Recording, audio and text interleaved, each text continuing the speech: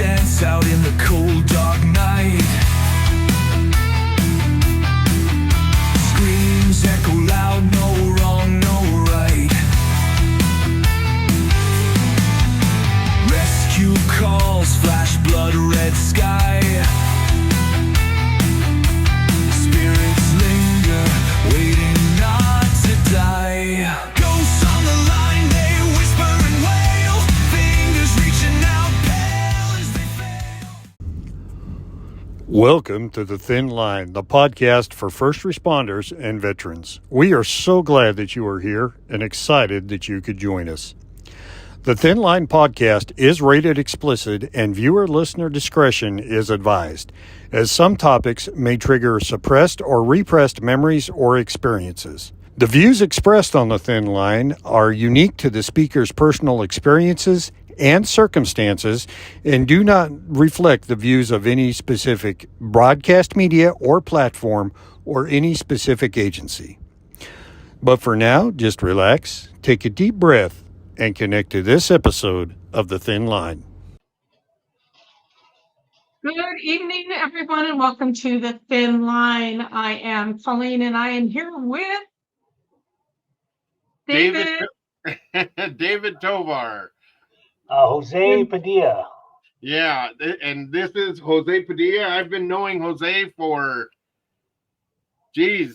about a decade, a little more. A little more than a decade, I think. Almost a decade and a half. Jose has been an amazing individual, and he was asked to come on the show to talk a little bit about his military career and his career in the Department of Corrections. But there's no need for me to be telling about this. Jose, please, if you wouldn't mind starting in the beginning.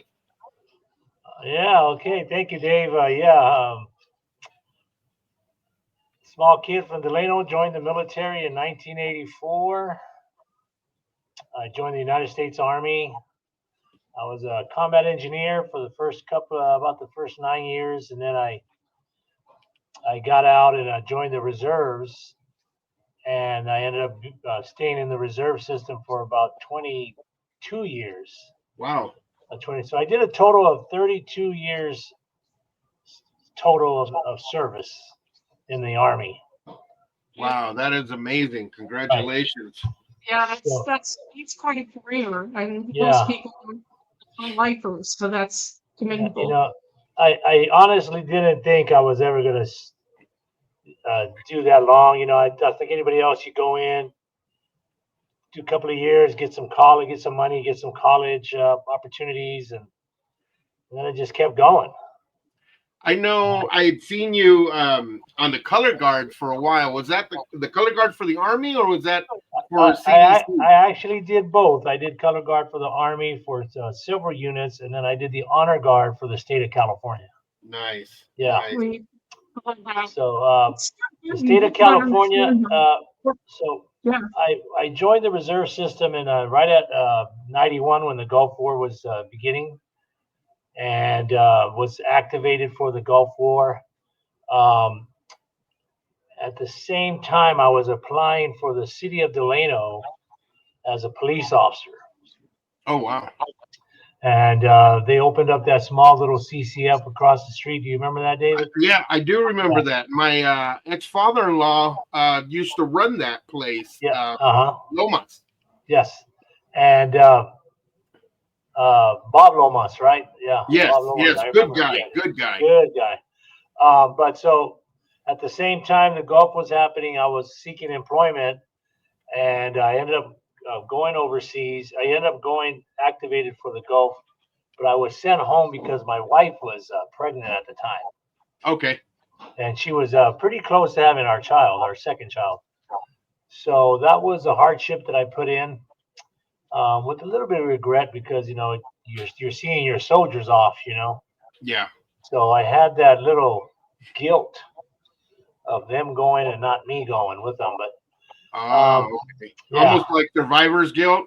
Yeah, kind of, you know, and they went over there and did the deed, and I was at home just watching it on the news, but I had my little daughter at that time, so it kind of all washed out, eventually. Luckily, the war was short-lived. Yeah. And soldiers came home pretty quick after that.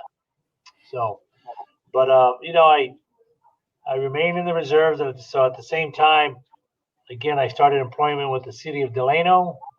I remained with them for about 2 years when the Department of Corrections came calling. Okay. And then, so I joined the Department of Corrections in '93.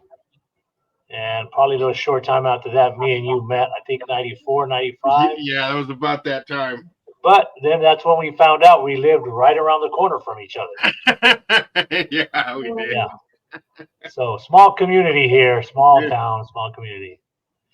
So on with my career, I just kept, military was quite quiet from 1991 up until 2001, as we all know what happened then. But in between 91 to 2001, there was some hardships. There were soldiers lost and accidents, training accidents, and so on. So a lot of people, when it comes to PTSD, they think, it's only combat related, which, as we all know, it's not. No, absolutely not. And and we talk about that on this show about PTSD with the first responders and even family. But sorry to cut you off. Go ahead, Jose. No. And yes, and first responders, we see it a lot, but you don't think about a teacher in a school. You don't think about a kid seeing a car accident, or or just a tragedy in their life. It could be anything, a loss of a parent. So my career continued on, and I progressed in the ranks as I wanted to get, as I knew I was going to stay in and retire. I was going to get a higher ranking. But then that's when 9/11 happened, and sure enough, the activations began. The reserve system. The reservists were all called reserve, National Guard. Everybody they were called to active service. I remember those days. Yeah, and it became kind of interesting to find out, because when you're on active duty and you get activated, and when I was on active duty, I went overseas to Korea, I went overseas to Germany, I went overseas, and you come back home and you're still with your soldiers, you're still with your leaders, and you're still with your military unit that you went overseas with. Well, in the reserve system, it's totally different. You go overseas, you build a bond, you build a brotherhood and a sisterhood, and then you come home and it's like, hey, thank you very much, go back to your life.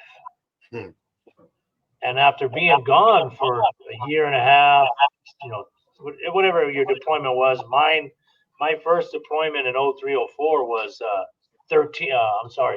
14 months. But I was away from home for a total of 16 months, including training. Oh, wow. So 16 months away from home, I came home and didn't think I was a different person. I was Jose Padilla. I looked the same. I lost some weight over there. But, I was a little darker. But, I didn't think I had any issues until I got home and got by myself. And that's where the like we call it, and again, we call the traumatic of everything that happened started happening. And we're kind of getting away from that depression part, because it's or disorder, because that's kind of what it is in your life. It's a disorder, but right, it's not being called that. It's now just called post-traumatic stress. Okay. Yeah. But it does cause chaos and disorder in your life when you don't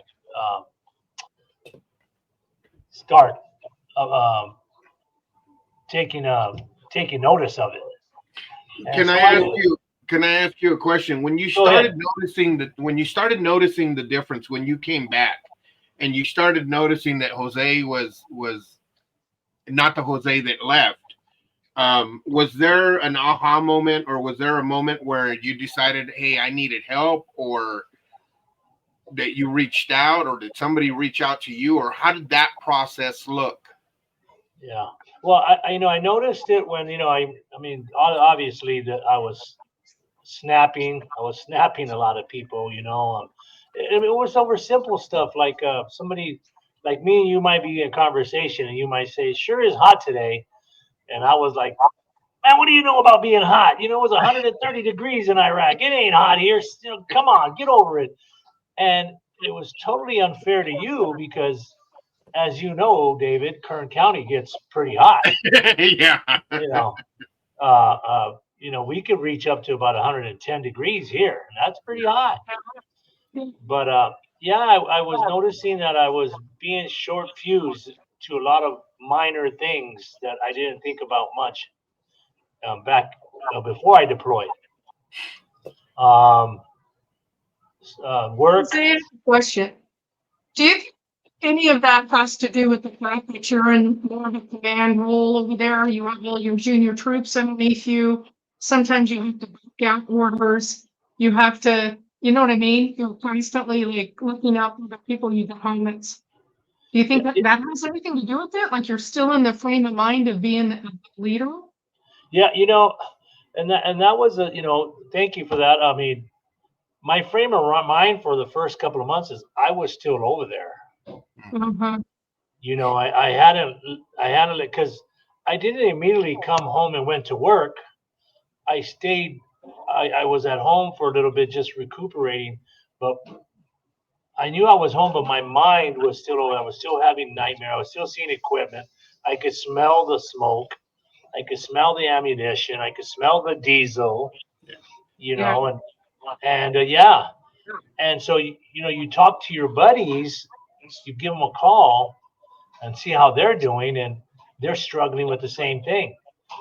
But when we were all together, we were okay with each other. Like, hey, it's okay. We got each other's back because we're together. But again, my family was trying to deal with me and wondering what was wrong with me, and eventually they were like, "Brother, are you okay? You okay?" Then they even stopped asking that because you know what that causes when you keep getting asked, "Are you okay? You okay?" Like, I'm fine. Leave me alone. So I caught myself, and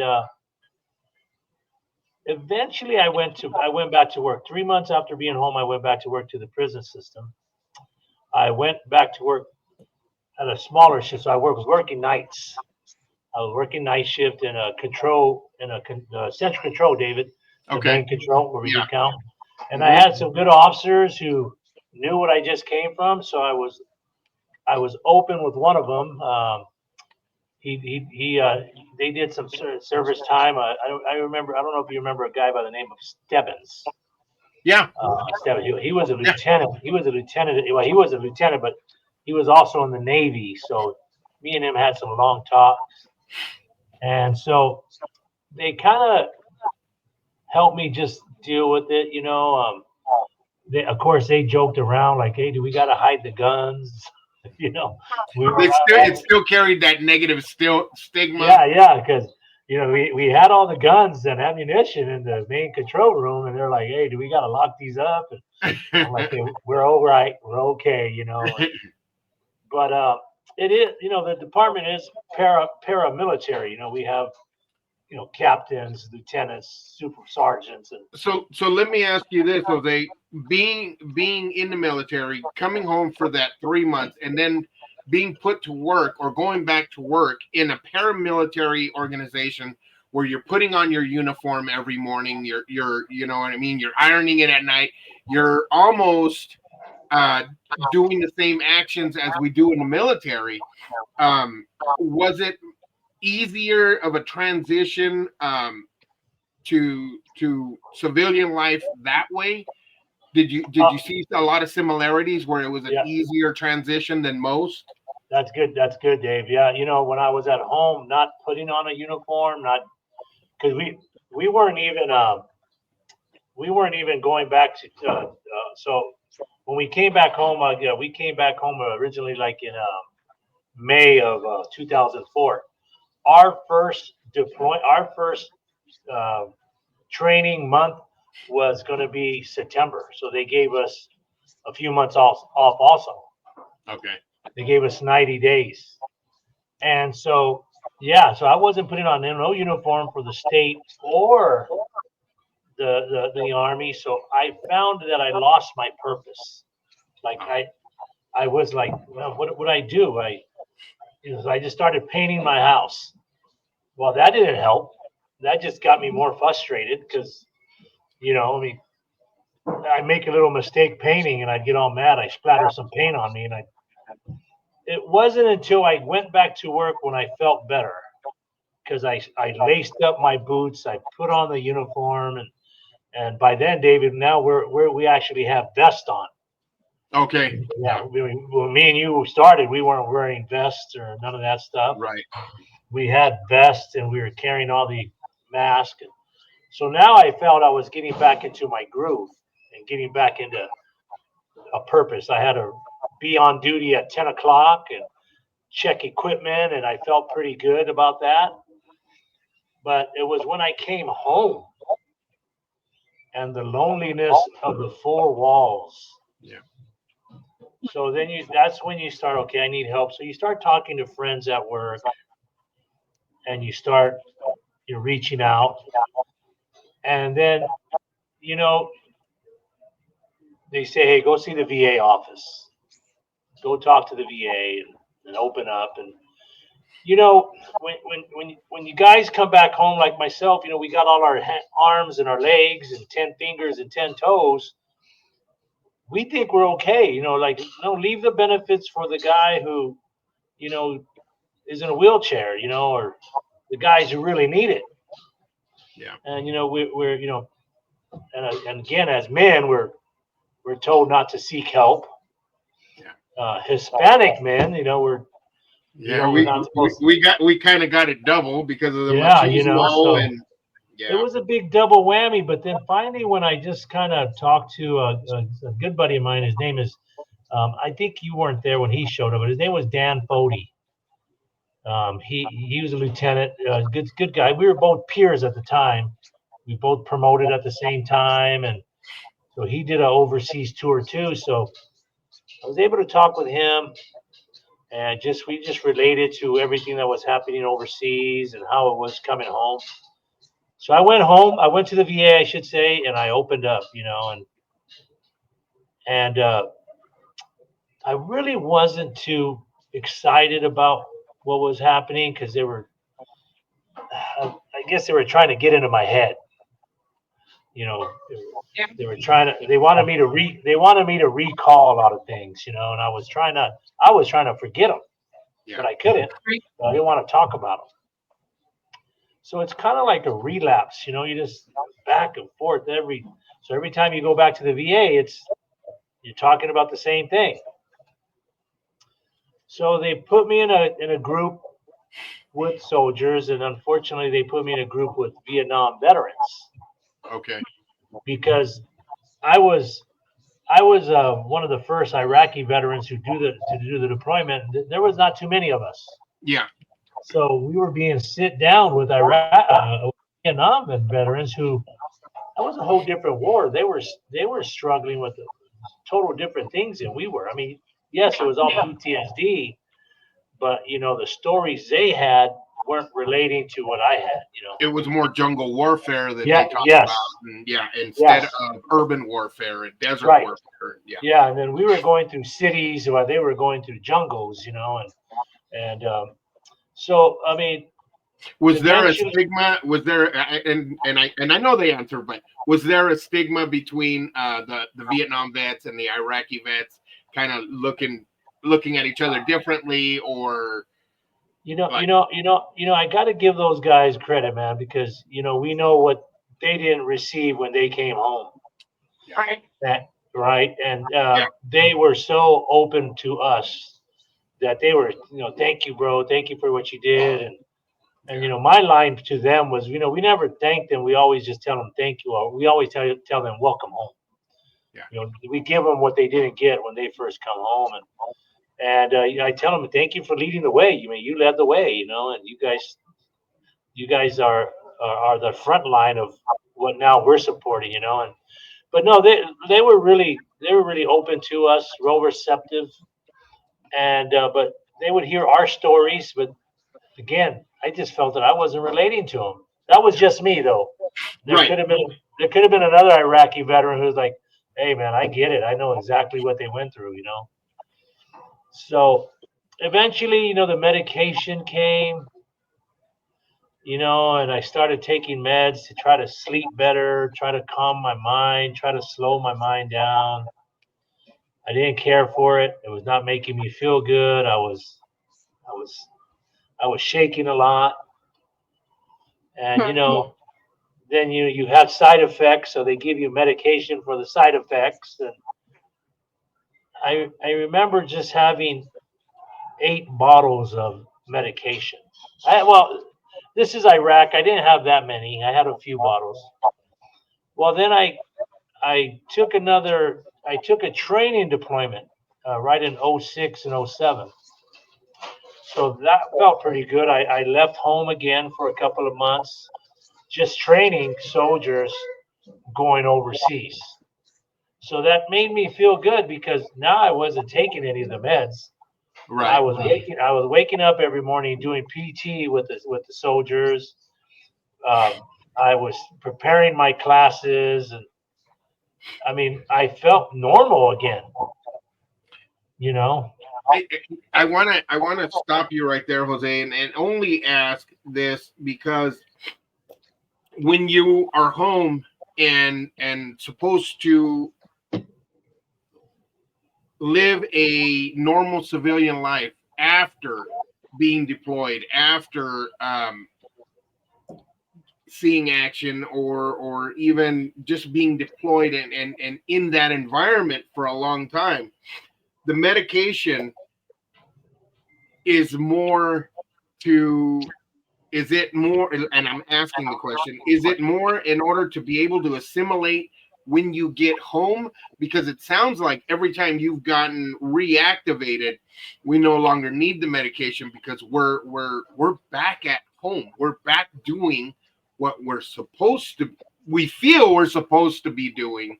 And not to add words to your mouth, but please elaborate on that, because that's what it sounds like you're trying to say. Correct me if I'm wrong. Yeah, you're right on point, Dave. I mean, I was at home in my own 4 walls. I mean, I felt good when I was going to the prison system because I was in charge. I was a supervisor, and I had responsibilities. Yeah. Not that I didn't have any here at home. Got to take care of the house. You got to pay bills, but I was stressing over them. Because I didn't feel like I had any control over them. A bill would come, and I was like, man, it was a Southern California Edison bill, and it was $500. Like, why do we got such a big bill? Well, I couldn't control that. Yeah.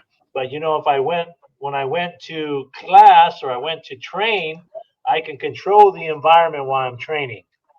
I'm giving orders. I'm giving direction.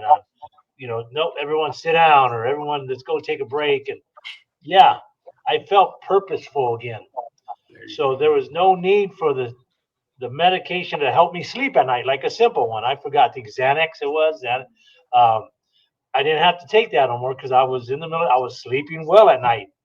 Hey, good class, Sarge. Hey, we'll see you in the morning. Looking forward to it tomorrow. All right, have a good night. 2,300 hours, go to sleep, and then 5 o'clock in the morning, let's go, let's back at it, And so yes, the meds when you're at home, are I look back now and they were very much needed. Okay. But when you're in your element, you're in your what you love to do. You tell yourself, I'm fine. What do I need medication for now? Yeah. So yeah, that was that. I would say there was a little stigma there. Like, man, civilian life was trying to come back to was kind of tough. It's almost compared to being institutionalized as an inmate, that and I'm comparing the two, even though there's a stigma there, but there is a comparison to where they're just like the inmates after doing so many years in a stressful environment in the prison environment, they get home if they do make it home, because the institutionalized people can't make it out, and they realize that it's right. And you mentioning that even for officers, we get hardened, we get callous toward things, and I didn't realize how much that was happening to me until when I got involved in incidents, or you see something happen to somebody. And I'll give you an example. All right, so I was working the watch office day where you call in and hire the shift. I was working the watch office one day, and an officer called in, and she lost her puppy. She was on her way to work, and her kids called her and said, "Mom, their family dog just died." And she called me up telling me this, and I was so like I had no compassion. right. I was like, "Hey, it's your dog. Are your kids fine?" Like, "No, my kids are fine. They just called." "Well, you need to come to work." Like, "I can't, because it's like I don't know if I go, "Well, you know what? I need you to hang up the phone and call me back with a better reason for you not coming to work." Yeah. So she hung up, she called me back, and she goes, "Hey, San Padilla, I know this is lousy. I'm on my way to work. I'm feeling sick. I think I just want to throw up." And I'm like, "Okay, well, take care of yourself. Stay safe. Let me know you make it back home. I'll get your post hired." So I was like, "Your dog, really?" Yeah. Well, but here I am years later, and I know she's behind me somewhere. I have a little rescue dog that I Yeah. saved, and she in turn, my rescue dog, rescued me. Yeah. So I found myself having no empathy and no compassion. Yeah. Um, People, and I mean, I had friends who lost their parents, and I was like, "Hey, man, sorry to hear that about your parent, and I'm here for you if you need anything." But that was kind of the extent of it. Yeah. It was the words that were supposed to be said. Right. Yeah. Yeah. And so I found myself caught up in it. So then the department, now here we are in 2008, 9, 10. Well, 9 in 2009, I go to Afghanistan. So I come home from my training adventure in 07. I'm home 08, 9. I go back to Afghanistan. Well, I said to say I'm going back to Afghanistan. It was my first time going there. Right. So 2009 to 2000, another 15-month deployment. Gone home, gone away for about 17 months total. And Afghanistan was worse than Iraq. It was just a terrible country. Terrible. The way they live, how they treat their women, how they treat their children. Their society is, men are everywhere, controlling everything. But it was, when you look at Afghanistan, it makes you wonder. I mean, I was like, why are we here? Right. I mean, and not to get too much off subject, but it was angering me. Right. Because it was like, there's nothing in Afghanistan. We're serving no purpose here. We're not gaining nothing here. Of course, Iraq, while they're going after the oil, and eventually I found out one of the big purposes of Afghanistan was, and again, not to get off subject, but it just irritated me, was they were funding black agencies bringing home opium over here. Ah. Okay. The drug. Yeah. So so we found that out, and I go, why are we here? Why are we losing bodies? Why are we losing people? And why, this is worthless. And I didn't feel a purpose there. I wanted to come home. Was that did that affect you a little worse because of not finding purpose? Did it? Yeah. Don't get me wrong. I had a mission that was take care of the troops, take care of myself, and Of everybody course. get home. That was our main purpose, our main mission. But when you're hearing all the generals are talking about why we're there, I'm like, yeah, Mm. I wasn't getting it. But Yeah. okay, so then it's like, let's get home, everybody. Let's get home. So Lord and behold, we make it home. In Iraq, we lost one soldier. In Afghanistan, um, we didn't lose any, but we lost more since we've been home. Oh, okay. Suicide, loss of life, whatever it may be. Yeah. So, but that's tough too because again, we come home to our separate lives. We don't know what anybody's going through, Yeah. and and a good example is me and you. I known you for years. We lived right around the corner from each other. Yeah. We had the same job. I didn't know what you were going through. Yeah. You didn't know what I was going through, and shame on us for not reaching out and shame on us for not opening up. That's our issue. We don't. And that right there is the culture. I mean, we were living the role that we played. I mean, it was the culture. We were COs at the time. Right. We walked the line. We didn't show weakness. We weren't supposed to talk about our ailments, what we were going through or anything. Because I remember every time we seen each other, Jose, he's always laughing, he's always having a good time. He's you know what I mean? Right. We carried on that way because that was the role we were playing. That was the uniform that came with the badge, and that came with the hat, and that came with who we were. We were tough as nails, and we had a good time no matter where we were. Although inside we could have been crumbling, we could have been going through whatever we were going through, but it was not. It was not open. It was just not our ability to share because it wasn't the culture, I guess, at the time. Right. And go ahead. So looking back on it now, if you could give yourself any type of advice, whether it be when you were in Iraq or when you were in Afghanistan, or even as an officer for the Department of Corrections, or even later for the Department of Corrections and Rehabilitation. Yes.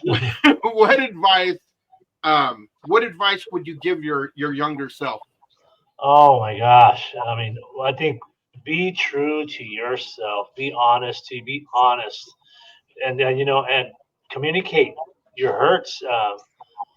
And from day one, as a kid, my dad abusive, and didn't want us to speak out to nobody, and so as a young officer, as a young soldier, drill instructors were on you. You don't snap, you don't speak out, you just put it inside, and yes, and I seek help, be honest, because as we become leaders and we become fathers, so then and we're in relationships and husbands, so now we're responsible for everybody else's feelings and emotions and happiness, that we tend to put ours up on the shelf. Yeah. Kind of tend to bury our emotions, our feelings, put them under the carpet, and that my combat tours, my time in the department led to me having bad relationships, with my children, with my family, even with my spouse, who is now my ex-spouse, who is a very good friend of mine. I mean, we get along great. We co-grandparent really well. We're both, we both go to church. We have faith, and we thank each other, and so that's helped. Yeah. But that would be it. A younger self, take care of yourself as you're taking care of others. Amen. So, Amen. And I look back at the same and same instance. My ex-wife, my first wife, we have a very, very cordial relationship. where we're open with each other. We co-grandparent and still co-parent, even though our kids are adults. Yes. But yeah, it's one of those things where you look back and it's like, man, you know, it's unfortunate that wisdom comes with age. Age, yeah, right. Yeah, Yeah. because how old we- were we when we met, man? We were young. We were in our 20s, Early 28, 20s, 29, 30, or, you know, that's, Yeah, I yeah. still had black hair. Yeah. Hey, I still Right. had hair. What am I talking yeah. Yeah. So some of us have a little bit more, but I do shave a little bit more. about? So, but you know, so onward with what's happening. You know, I think the big change for me, Dave, when I finally, so I come back from Afghanistan, and I'm really, I'm really hurting. I'm really deep down. I'm empty. I came home again for a second time, like maybe a third time in a few years, and I go to the VA, and I'm literally telling the VA, I'm hearing voices now, and you know, they're like, well, what's the voices saying to you? And you know, I'm not sleeping at night. One of my dearest friends, I think I mentioned her name to you, Marcella Sotelo. Yeah. She's a good friend of mine. She was here one day. We were painting the house, painting my bedroom, and she got into a big old fight, and I literally kicked her out of the house. You know, I mean, she didn't deserve that. I just get out of the house. You know, I don't want to talk to you no more. We were done. I didn't want to talk to her. So I started getting help for that, you know, I was snapping a lot, my anger. And I was telling people it wasn't directly to like, you were a victim of proximity. So if you were around me, Very well put. Yes. you were getting snapped at, not because I was angry with you, just because I was angry. Yeah. You know, and like a volcano, you know, when it erupts, if you're right there, you're gonna Gonna feel get it. it. If you're a couple of miles away, you're okay, you know. But yes, a lot of my family was feeling that. They were, I mean, honestly, they were so afraid they just left me alone. Yeah. You know, and at the same time, my mom, 2010, my mom was very ill, and so the one person that I had a big dispute with was my friend that I kicked out. She's at my mom's house helping her because she has a medical background. And so I'm like, I don't even want to see her. Yeah. Like, I don't even want to go visit my mom because I know she's there. Yeah. But it was more, honestly, I look back now, it was more because I was embarrassed of what I did to her. The shame. There was shame, there was guilt. Yeah. And I didn't want to do it again. So seeking help, seeking medication, seeking attention, you know, speaking out to friends. And then something very much, honestly, two things happened to me. I'll mention one, but I'll speak more of the other. Uh, I, I found the Lord. I found peace in Jesus Christ. Amen. I went to church. But we'll get back to that one. But then I went to work, and they put me in a position which I was talking to you about it earlier when we spoke on the phone. Yes. It's called the Coleman Sergeant, and the state of California created this position. At every institution, there's a Coleman Sergeant, which supervises the mental health inmates. Wow. So they work alongside psychologists, psychiatrists, social workers, doctors, nurses, correction officers. It's like a big team. And when did this? If you remember, when did this position come to play? Because back when I was there, they didn't have any type of mental health anything. Yeah, no. Yeah. I mean, we and you know. And unfortunately, Dave, you know, we knew how we treated those guys who were needing, like, hey, man, I'm afraid to go in my cell. And we were like, well, so what? Deal with it. And yeah, we didn't learn anything by doing that. No, And I think one of the sayings that I still remember was, and may Lord forgive me for it. If you're scared, go to church. yes, And that's what we used to say. That was our mental health response back then. right. And it was work. I remember, like, hey, I'm thinking about committing suicide. I'm like, well, don't talk about it. Go show us. Yeah, I remember. and like you, and and it was, that old saying, you ain't nothing but a number. Remember that one? I do. Believe me, if you go, there's going to be another guy replacing you in your cell any minute. And we were so callous, so hard. Yeah. We were hardened. Well, then I got into this position. The position, I believe, was created. Of course, a big old lawsuit happened, I think in the early 2000s. Okay. And then right around 2005 or 6, the positions were created. One was for the American Disabilities Act, which was called Armstrong. Big lawsuit, and that was for people in wheelchairs and, hearing deficiencies, and they couldn't see. The ADA. And then the other one was Coleman, which was for mental health. Okay. So, Lord and behold, they call me one day and say, hey, Sarge, we're going to put you in the Coleman sergeant position. And I'm like, I was thinking negative of it. I was like, why do I want to go work there? Why do I want to hear stories of inmates' mental problems, And talk about a blessing in disguise. I sat in these hearings. I sat in these what they call group sessions. We bring an inmate in, one inmate at a time, and they start plowing everything out. Everything comes out. And then I'm like, man, I kind of relate to this, Yeah. And I'm just in there quietly. And then hey, Sarge, how's this inmate's attitude toward the peace officers and to yourself? And he's a good inmate, kind of model inmate in here. Outside, he gets outside, he gets off his medication. He loses it, but when we bring him back in here, he's quiet, he's level-headed, and fortunately, we ship him back out to the same facility, and then it's a vicious cycle. And that's why I was relating to it. I was like, man, I feel the same way.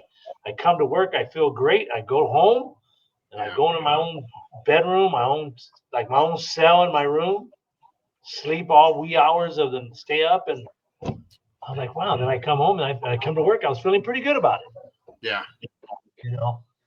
So eventually I started talking to the doctors about it, and they started telling me about medication. And, of course, they got to be careful because they can't give me too much professional advice on duty. Right. But I started writing notes down as I was sitting in there. And I really started applying myself to really get involved in that situation. Not just saying that the inmates I would literally tell the inmates my issues. Talk about crossing, remember that old they would not let us cross boundaries. Relationship, right? You don't give up your person. And I started crossing that line pretty much. And I remember going and talking to my lieutenant about it. He said, well, if you think it's going to help, just be careful, but if it helps in the environment you're in, don't do it at the cell door, Right. So I would tell the inmates, I go, hey man, does it look like I got problems? Like, no, Sarge, you're a pretty cool guy. You're pretty level-headed. And I'm like, yeah, but I take medication. Matter of fact, the medication they're trying to give you, I'm on some of that already. And they're like, really? I'm like, yeah. And I would tell them, they're just trying to get you level-headed, man. They're just trying to get you to where you could make decisions on your own without your meds. Right. And so then I started applying that to myself and applying that to friends in the military. Hey, you're dealing with, hey, look, man, go and tell the VA what you're dealing with. Be honest to them. Go and tell your psychologist there at the VA, I'm dealing with this. I'm hearing voices, and don't be afraid to say, I think I might be hearing my dad's voice, and he's been dead for 20 years. Or, hey, I am having dreams of my buddy that, committed suicide since we've come back home. You gotta open up about all that. And slowly but surely, as I started opening up, and I wasn't given I was a self-titled advocate of helping out. Right. Tell people, hey, we don't have a disease, we have a condition. It's a mental health condition. You know, just like if you're diabetic, you have a medical condition. Right. You got high blood pressure, medical condition, and you deal with medication. Well, we have a mental health condition that requires attention. And I did the alcohol thing. You know, drinking a lot when I first got. Then you're mixing the medication. And Yeah. that's only messing your stomach, your body up. So as I started really getting involved into this Coleman Sergeant position, I stayed there for about 5 years, and it really benefited me. Um, the staff were very welcoming on me. They were like, Sarge, man, your stories, we appreciate your stories. They're really helping. And then the inmates, I would talk to the inmates and they'd be like, hey, Sarge, I appreciate you sharing with me with your story last night, man. I know that's pretty personal, so I won't share it. If you want to share the story, you don't have to put my name on it, but share the story because I just wanted to help people. Right. That just like your story could help people. So one individual, I remember him, his name was Robinson. He comes into the group and he wants to take his life. He's been suicidal for about 2 to 3 years. And it was my first time hearing his story. I read his file. I knew a little bit about him, but it was the first time hearing his story. Well, he was a drug dealer in LA, lost his daughter in a drive-by shooting. Wow. He was on a way to go pick her up.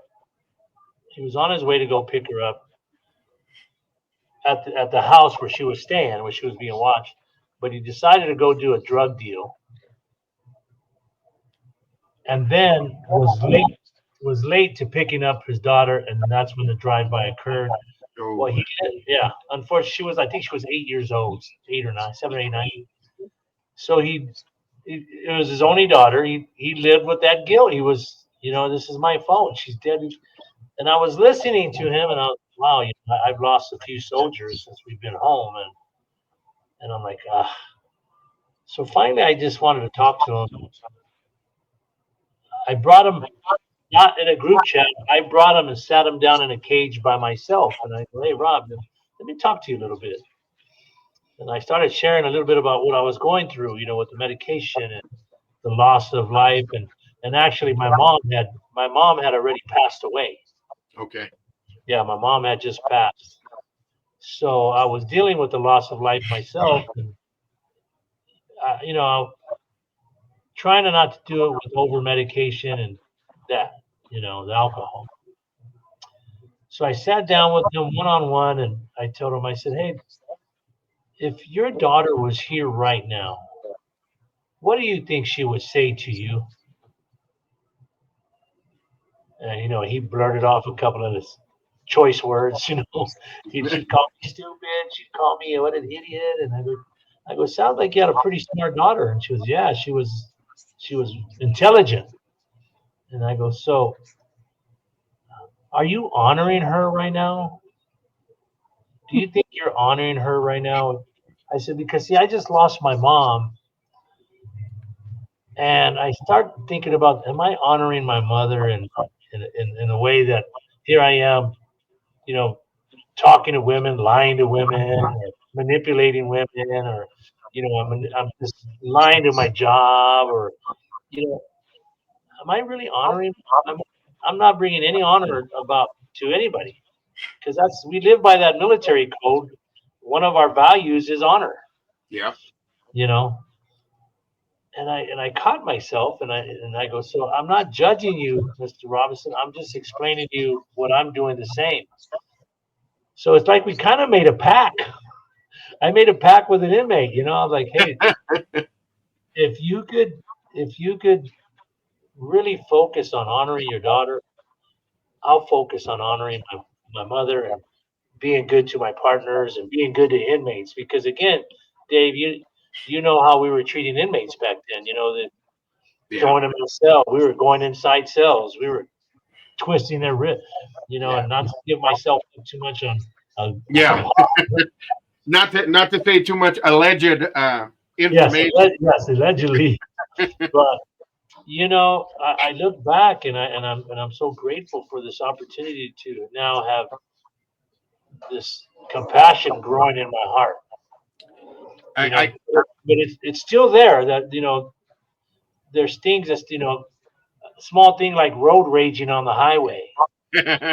Ah, you know, Lord help me with that. Still, you know, somebody cuts you off, and you know, yeah. So I don't think you have to have PTSD to deal with that. I mean, anybody gets you I can snap. know that the I understand completely of the loss of compassion or uh, getting hard in the prison system. Uh, it's it went against everything that I stood for, everything that I thought I was, and it was a internal torment. Um, Yes, yes, it's yeah, it really is. It really is something that really needs to be spoken to people to get help. And sorry, I got a total flashback right now. it's And okay. It's all right. There's still good totally, stories too. Colleen is ex-military as well. Oh, is she really? Yes. Yeah, yeah. I was thinking, when we were talking about this, how long it could take from something that happens to our lives, and it doesn't necessarily have to be in the military or law enforcement, but something traumatic, something that happens to you even in childhood, and that sometimes doesn't surface until you're 30 years old. And you wonder where all this anger's coming from. That happened with me. I was a really Yeah, angry young adult, really angry, and I couldn't figure out why. And then it finally hit. And I went, oh. And yeah, those traumas stay with you forever. But boy, you don't want to address them. They're going to come out somehow. right. Um, Whether it's drinking or anger or violence or all the above, it's going to come out. yeah, Yeah. yeah. And you know, and again, when we talk about angry and frustration, and I mean, those are our emotions that are common in everybody. But Right. when they start controlling us, and we start using them to hurt people and so on. That's where I was getting, and I surely didn't have that. I didn't want that at all because, like Dave said earlier, it went against totally who I really was as a young man. You know, thought I was a good kid growing up in a good neighborhood, you know, and a bunch of friends and stuff. But then Yeah. I caught myself doing things in the prison system, and you know, and I'm like, no, this ain't me no more. And you heard about those gladiator days at the older prisons, you know, Dave, and so glad that I didn't go through that because I would have probably caught myself in those things, you know. Yeah. And but you know, PTSD and PTS is still there. Post traumatic stress. Um, it still hits me once in a while, you know. But I pray more and I meditate more on it. And then when I'm done doing that, I reach out. I'll reach out to a friend and say, hey, man, I'm just going through this right now, man. So what do you think? And like, all right, well, thanks for calling me. And there's that stigma of asking for help is not an issue with me no more. I reach out to my brothers in Christ, to my brothers in green. Now that I got David's number, I'm going to reach out to him more often, you know. But I think that's the biggest issue with all of this is coming home. And I'll give you a good example. When we came home in 2004 the first time, I I didn't I I went to the VA for the first time, like at the end of 2004, but I didn't go to the VA and seek mental health until 2005. Now I'm back at work, and that's when I was having trouble at work, and I was talking to people at work, because the one thing I didn't want is to snap at people at work when, hey, Dave, I need you to do that. Well, that's not my job. I don't care. I didn't want to snap, Yeah. So I caught myself, and I went and sought help. And then I found a friend who was a Vietnam veteran, Purple Heart recipient, who had never been to the VA. He opened up to me because I was talking to him, and he was crying, and I go, his name is Arnold. He's passed away since, but he said, hey, I never went to the VA. I go, what do you mean you haven't gone to the VA? I've never asked for help. All my nightmares, I just dealt with it. And I couldn't believe it, and I said, Arnold, this is something you don't have to do alone no more. We don't have to do it alone no more. That whole thing, it takes a village, that community. I mean, that's what we are. We need to remain in some kind of sort of community. And I was able to get him in there. And because he was a Purple Heart recipient, he got immediately taken care of. Oh, he got benefits, a back pay. It felt so good That's to awesome. help him. That I told myself, oh, I'm going to start calling everybody. I'm going to, yeah, you not with me yet? Let's go. Let's me and you go. There's no shame. Let's go get your benefits. You're only earning you're only receiving what you earned. You're not taking advantage of no system. Yeah. The Still a system, lot of guys and gals out there though who say right, no, they won't go. right. Yeah, and And yes, I try to talk them into it. I do what you do. I'm like, let's go. I'll go with you. I'll help. Let's go to the benefits advisor. Let's whatever. You need and I don't understand it. It's you're never taking the benefit away from another army yeah, soldier, whatever, Marine. You're not taking a benefit away from somebody else. Those benefits you earn. Yeah. right. And I mean, we heard this 22 a day, and this is a big issue, a big issue. It is killing more people home than we lost in the wars, Yeah. Yeah. and so I mean, I try to tell everybody, all my soldiers, everybody who's home now. I got a couple of real good buddies from Fresno that we get together. Matter of fact, we got a big gathering June at the end of this month just for this purpose. Some of us are Vietnam veterans, some are Afghanistan veterans, Iraq. It don't matter if you went overseas or not. Just come together, because again, you could just be struggling at home because you lost a parent, you lost a child.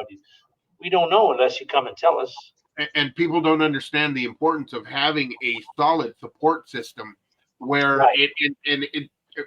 I know that a lot of the cliche words, support system, community, a lot of people who are in active PTSD, former, don't like the stigma words because it comes with the stigma, the negative feelings that used to be with it. But I cannot stress enough the importance of a support system to be able to even just call. Not to call and say, hey, I'm really going through it, or if that's not your thing, but even just to call a fellow brother in arms, a fellow officer, just a friend to say, hey, I just wanted to talk for a little bit, even if it's totally off the subject, but to be able to speak to somebody who understands what you personally went through or are going through is so essential. The word needs to be put out there. Yeah, and being, and most of our friends, I got a lot of friends who are law enforcement, and they don't want to say nothing because, again,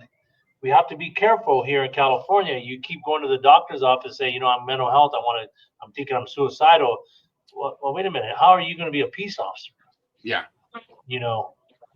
So it's a double whammy. It's like, what do they call it? Double-edged sword. Do I ask for help, or do I tell them everything what's going on, and I might lose my job, or I may lose my peace officer status. Yeah. You know, I can't carry a gun no more. So all these things take effect in your life, and you really don't know what to do. But again, ask somebody who's gone through it. You know, that's the key. Ask. And Dave, like one of the things that we have here for the prison system is we developed the NKSP retiree group. Really? So every last Tuesday of the month, we get together and have a big breakfast. We That's get up nice. we get up to about 36 officers to about 50 officers. And you know, such a great feeling. A lot of and a lot of people are like, well, I don't want to, I don't really care for some of those people. You know, I didn't get along with. None of us got along with everybody. Yeah. We talked about a few. He was lazy, or this guy. Right. But you know what? Hey, we're human, and we all made it out. There you go. And you know, let's build a better bond than we had in there. And you know, I tell people, don't have that stigma of coming and telling us you're hurting. Because you know, we're all hurting, and you know, and it's so funny, Dave, because you know, when we were young officers, hey, I just bought a new truck, or hey, my kid's going to UCLA, you know, or you know, we talked about, you know, I just did this to my home, and we just went to Italy, and you know what we're talking about now? What is Man, that? I just got knee replacement. I just got a stent put in. Exactly. I just, man, pray, you know, I got hip replacement, man. Hey, you know, I got my grandkids. That's all I'm doing, taking care of my. What that means, it means you made it out. You made it to retirement. You made it. I mean, Yeah. a lot of people didn't make it. So Right. enjoy the life. Right, and just because we made it, and we're done, I don't mean we lost purpose. We still have a purpose. Everything we Exactly. learned, let's Right. apply it. Let's talk to our kids, because now we have our grandchildren are going into the department, and you know that's Yeah. scary. Yeah. Yeah. Yeah. Like it's not the same department that when I went in, but well, let me talk to them, because the inmates are getting pretty. They're changing too. Yeah. It's a different world inside the prison system now. Right. So yeah. So you know, the PT and my mental health instability kind of, for me, kind of stabilized me. It brought me back to, okay, let's get back to being Jose, being compassionate, being caring, loving on people, helping people. But you know, I literally had to go get help. You know, and again, I found my peace in Christ. You know, I did ask for forgiveness. I went and talked to some people that I did hurt, you know, in the military and in the department and in my own family. Right. And that all helps. That's all healing, internal healing, you know. The medication helps with your pain, but the internal healing, it's you need and that's a little bit more that's spiritual, I guess. But combining the two, for me, it might not be for everybody. I mean, I know some people out there, they do not, I don't believe in that, but it really helped me find my peace and my understanding. Now I have purpose.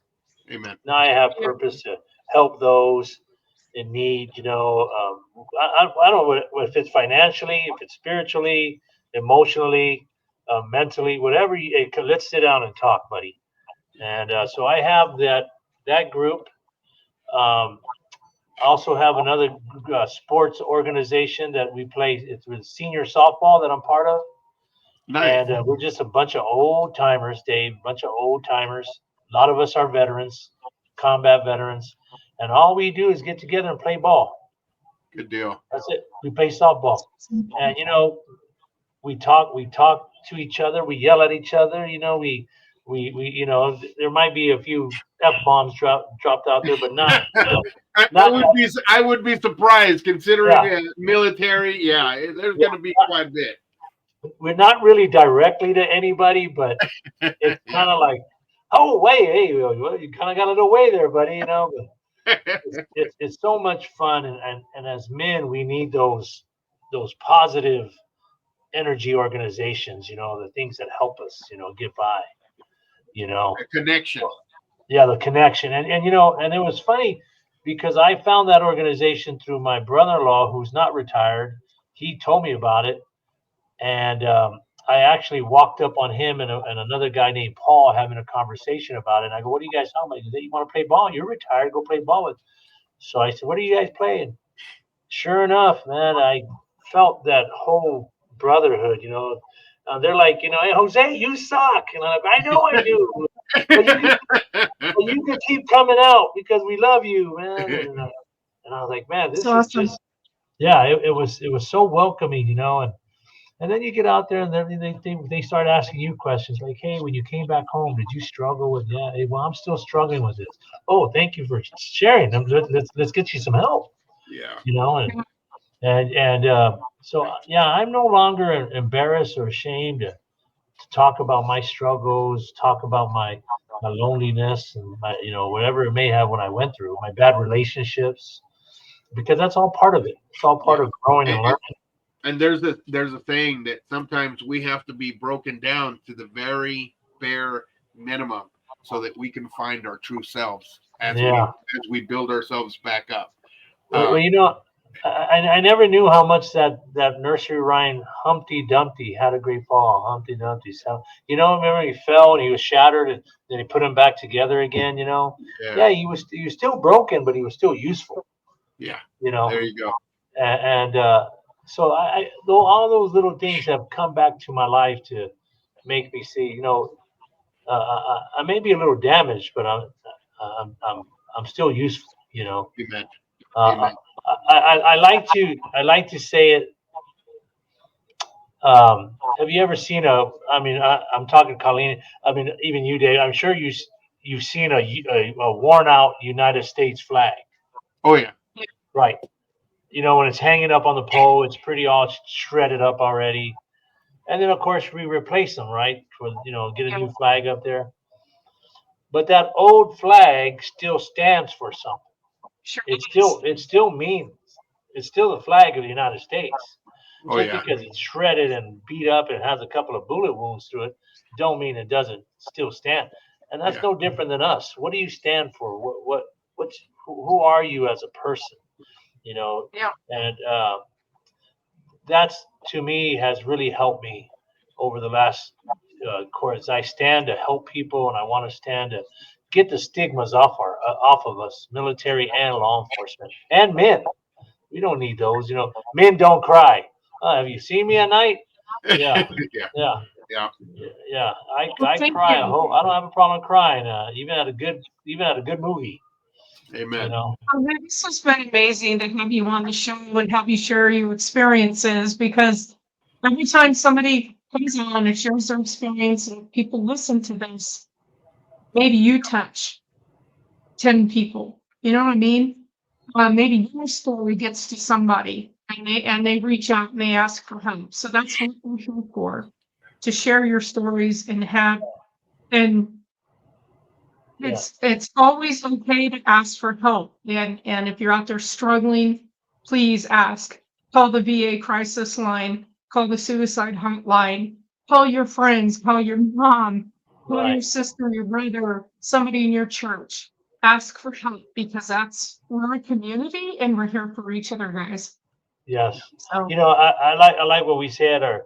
You know, even our unit and just get that one.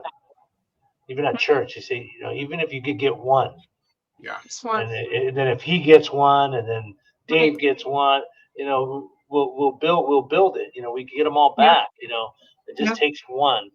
And ever since, you know, I was speaking to a group of men, and I had the opportunity to tell them my story, my leadership stories, and I said, I've had the opportunity from a young military career to lead men overseas and bring them back home. I've led men, and I've led men into places I don't really care about to mention.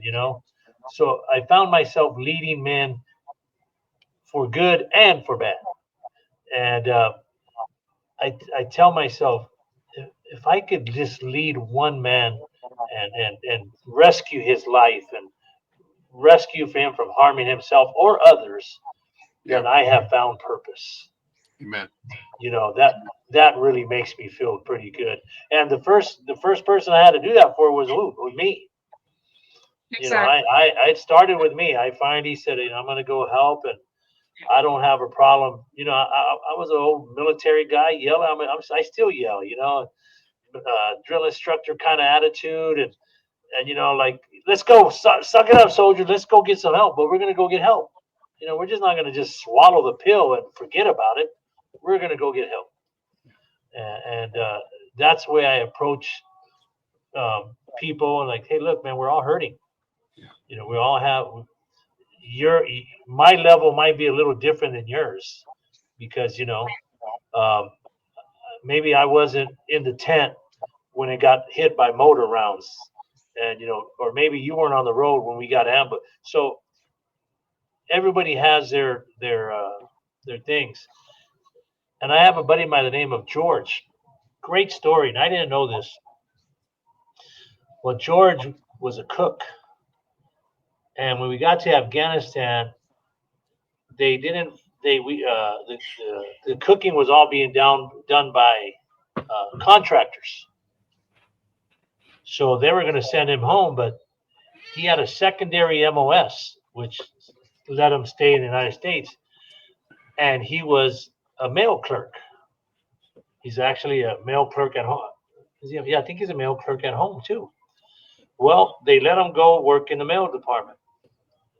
Well, he came home and he has PTSD, and you know, and I'm like, at that time, how did you get PTSD? You know, would you get a paper cut? But then talking with him, you talking to because he spoke with soldiers, and he would see letters coming back, and he would see notes on the letters, like, you know, like ugly notes going back to the soldiers. And he was like, man, I don't want to get this soldier this letter. Yeah. You know, like, you're dead to, like, stuff like, you're dead to me. I fell in love with your brother. Move on, or you know, all these. And he was struggling with these things. And then he would see blood on some of the letters, like soldiers were writing home, and they were like, "This is not my blood. This is Brian's blood. We lost him today," you know. And he was dealing with this and not knowing.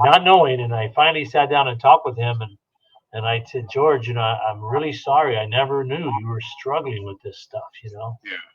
And just a small example that no matter where you are, it could affect you somehow. It could get in your mind.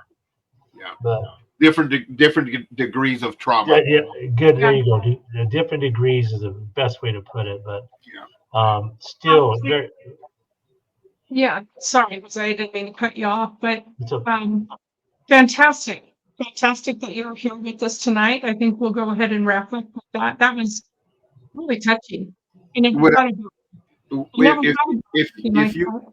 oh, I'm sorry. If you could give us before we get, or after we get off, if you could give us a contact information for the NKSP retiree organization, a number maybe, and to the well, myself and a gentleman by the name of Gary Hargis are kind of the co-leads on that. He was the one who started it. So we have a page. I'm going to show it up. It's right here. See if you can see it. Where is it at? Can you see it? Oh wait, that's not it. That's my. Sorry. That was my bike riding organization. I do a little bit of that too. So here you go, right there. See if you can see it, Dave. Okay. Retiring family. Yeah. Oh, Colleen will get the link after we wrap up, and we'll put it on our closing. Yes, yeah, that'd be great because, you know, I mean, this is just, I mean, you got a lot, and Dave, you probably know a whole lot of those guys, you know, still, we gather and we just talk, and it's such a blessing, you know. I mean, sometimes I want to do it more than once a month, but a lot of people do travel from other cities, so you know, traveling a lot would be too much for them. But one of the other, like, again, just being part of something like that has helped me. Just being honest to each other has helped me. Um, Mental health, I never thought I'd be a part of it, but now even so much an advocate of it, of saying, hey, let's get some help. We need it. Amen. Especially in this younger generation, the things that are the things that are hurting our younger kids. To me and you, we'd be like,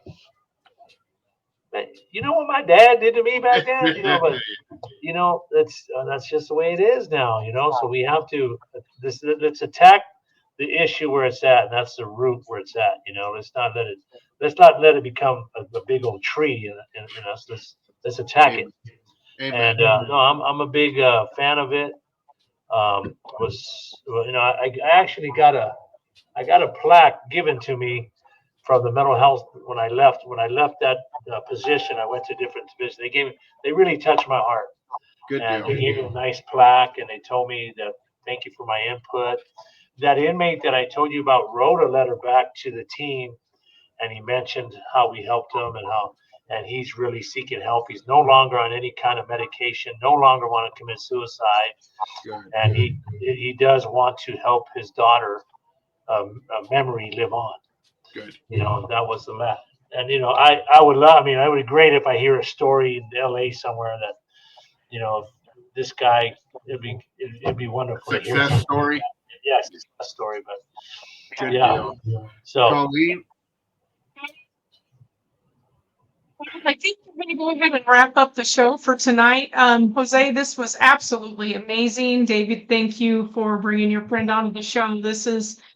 I think this is going to be a great, great show for other military personnel and COs to hear.